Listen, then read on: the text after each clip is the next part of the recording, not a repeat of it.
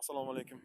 Hurmatli, mana shu murojaatimni kuzatib turgan va mana shu video murojaatimga aloqasi bo'lgan hukumat rahbarlari, yuqori turuvchi rahbarlar, biz Samarqand viloyati Kattaqo'rg'on tumani Valijon mahallasida joylashgan G'anif Abdumannon Abdurasulovich fermer xo'jaligi nomidan men ishonchli vakili, shu fermer xo'jaligi rahbari Hamdam Farog'atni o'g'li G'anif Sarvar Abdumannonovichman.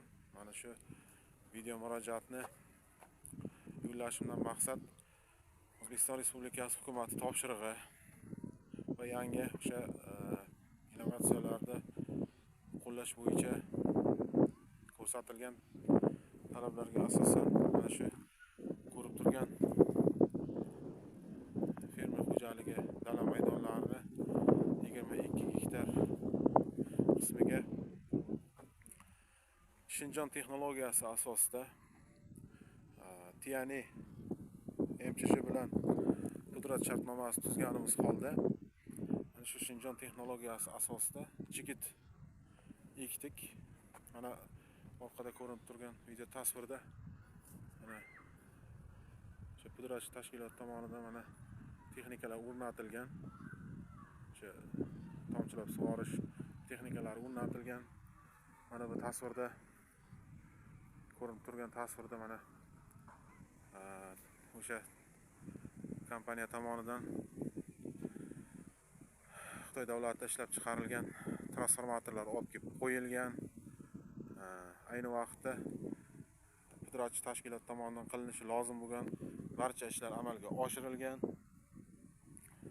Kecha 26 aprel kuni mana shu ya'ni MCHni mutaxassislari bilan birga xitoylik mutaxassislar kelib mana shu dala maydonimizni o'rganib, ushbu dala maydonida zudlik bilan o'sha tomchilab sug'orish amalga oshirishda, o'sha tomchilab sug'orish asosida suv berishda tavsiya qilib, suv bilan birga kerakli o'sha mineral o'g'itlarni ham berish tavsiya qilingan.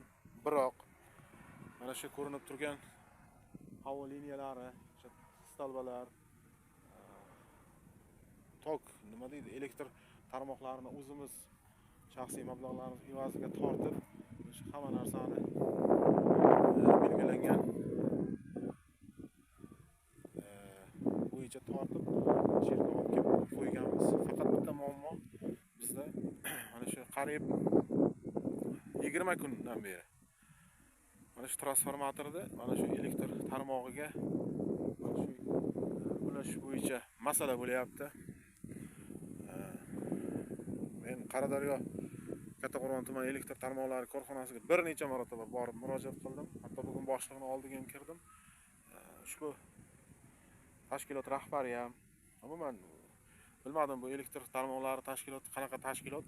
Shu hurmatli prezidentimiz tadbirkorni qanchalik himoya qilib, o'sha tadbirkorga shuncha davlat tomonidan sharoitlar yaratib berilsa-da arzimagan qog'ozlar deb hozir ayni vaqtda men 22 gektar yer maydoniga ekilgan paxtam xavf ostida qolyapti. Mana shu ayrim o'sha byurokratizm deymiz, o'sha elektr tarmoqlari rahbarlarini bir ayrim qog'ozbozlik masalalarida qiladigan to'siqlari uchun mana shuncha qilgan mehnatimiz bir pul bo'lish arafasida. Hurmatli hukumat rahbarlari, mana bu qilingan texnologiyalarga davlat tomonidan shartnomaga asosan 594 million so'm kredit mablag'lari, yillik 14% sharti bilan ajratilgan. Bundan tashqari bizning o'zimiz shaxsiy mablag'larimiz hisobidan qariyb 300 millionga yaqin mana hovuz va boshqa mablag'lar, ishchi kuchi uchun 300 millionga yaqin mablag'lar hozir o'zimizning shaxsiy mablag'larimiz hisobidan ketyapti. Hattoki uyimizda biron bir chorva moli ham qolmadi. Hamma narsamizni sotib, o'sha texnikalarimiz bor edi, avtomashinalar sotib, mana shu yaxshi niyatlarda mana shu ishlarni amalga oshirdik. Nahotki bir katta bir mustaqil demokratik davlatimizda bitta bir oddiygina shu qonuniy hamma narsasi. Даже o'sha nima deydi, hisoblagichgacha olib qo'ydik. Tayyor turibdi. Faqat shu bir oddiy qanaqadir loyiha deydimi, nima deydi, uni fermer qayerdan biladi loyihani? Shuna bir ko'mak berib, mana elektr tashkiloti qayerdan qilish kerak? Bor unga bor, otangga bor, onangga bor deb fermerni shu bugun kuni bilan sarson bo'ldim. O'zim ikkinchi gipertoniya kasalligi bilan og'riganman. Qon bosimim yuqori qon bosimda yuraman. Mana shu bugun ham soat qariyb 6 gacha elektr ertalab ketib, kechgacha elektr tarmoqlari idorasida sarson bo'lib kutib, boshliqda kutib o'tirdik. Bu qanday bu fermerga bu bir men emas, bu yerda men qatori qancha fermer o'sha yerda sarson sargardon. Bu oldiy bir tarmoqqa ulab qonuniy hamma hujjat, transformator bor, счетчик bor, hisoblagich.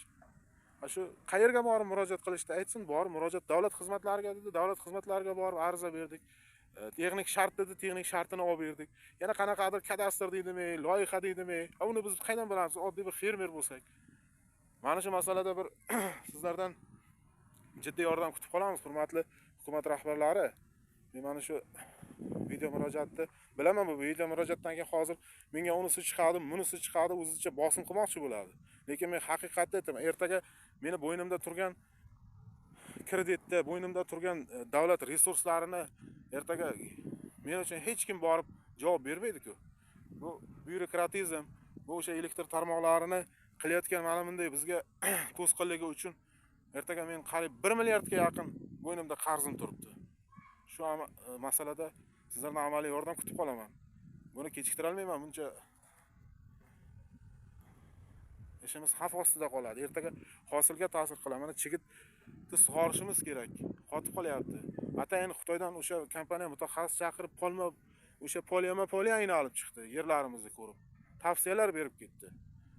Shunga bir amaliy yordam berishlarini so'rayman. Rahmat.